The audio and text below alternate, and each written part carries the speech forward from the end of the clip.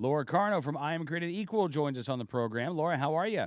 Hey, doing great, Cam. Thanks. You bet. And this story getting national attention. I want to start tonight or this afternoon by showing a clip from last night's CBS Evening News, courtesy of CBS. Colorado passed new gun control laws in March that limited magazine size to 15 rounds and mandated background checks even for private and online gun sales. 100 rounds, plenty? The effort was led by the state Senate President, John Morse. The Democrat gun control advocate is a former police chief. I've watched people die. I've helped people not die. But From not gun always violence? gunshot wounds, absolutely. That's safety on. A gun owner himself, he is now the target of a recall despite 7 years as a popular legislative leader. My message is that I am pro-choice on self-defense. They're going door to door. Conservative activist Laura Carno is leading the recall.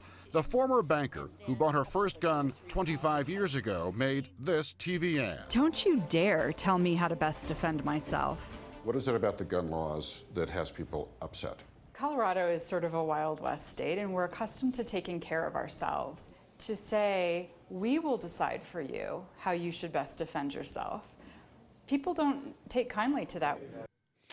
All right, Laura, national attention. Congratulations on this story, by the way. Thank you very much. You I've gotten bet. a lot of feedback from it. Yeah. By the way, and let's just quickly note you've gotten a lot of hate for this too. We've seen some pretty despicable comments directed your way for you wanting to be able to defend yourself with a firearm.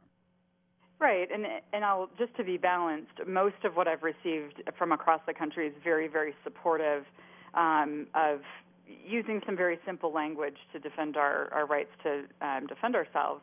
There have been a small handful of people who are not good ambassadors for their side and have had very bad manners via email and Twitter. So, that they're in their basements perhaps and don't really have exciting lives going on. Not sure. There you go. All right, so what happens now? Because as I understand it, Senator Morse's friends from around the country are really intent on this recall not happening.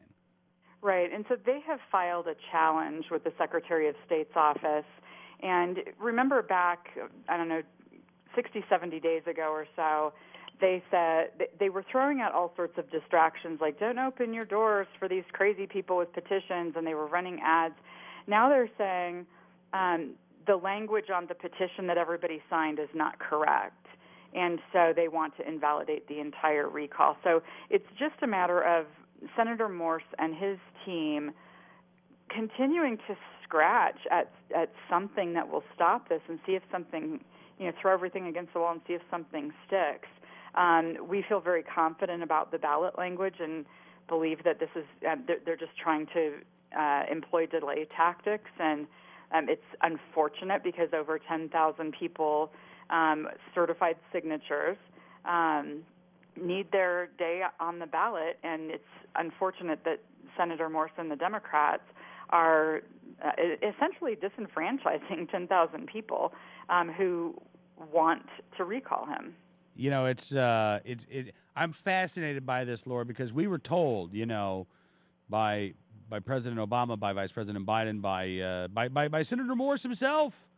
We were told that politicians who took action like Senator Morse took, that they would be praised, they would be lauded, parades would be held in their honor.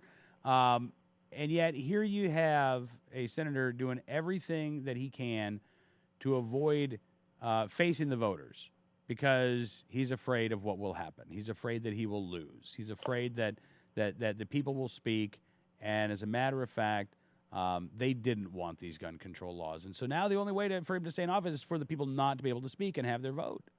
Right, precisely. And they must have done polling, and their polling likely says something very similar to the polling that I commissioned, and that is that a majority of people surveyed, and this was across the political spectrum, want him recalled. They must be seeing that as well. I'm guessing that they are. So when does this now go back to the Secretary of State? And they're going to have to determine whether or not the ballot or the language was appropriate? Yeah, there's some sort of a hearing that needs to be scheduled for next week, and it'll all get sorted out. Like I said, our attorneys are very confident that we've done this according to the letter of the law. The Secretary of State's office certified the language, and you have to have approved Secretary of State language before you go out to start even gathering petition signatures.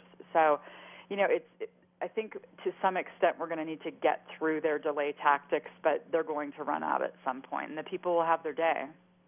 Yeah, and I gotta think that none of this is helping Senator Morse's cause or the cause of gun control advocates in Colorado.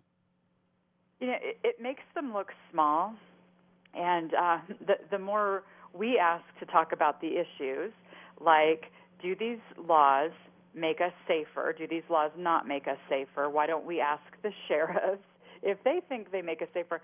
They just don't want to actually have the conversation. They want to dangle bright, shiny objects and try and confuse people. But I think you're right, Cam. People are smarter than that. They know what's going on, and it's not making the Democrats look good.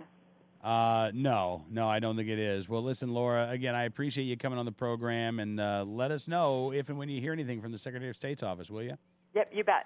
All right, Laura Carno joining us from I Am Created Equal.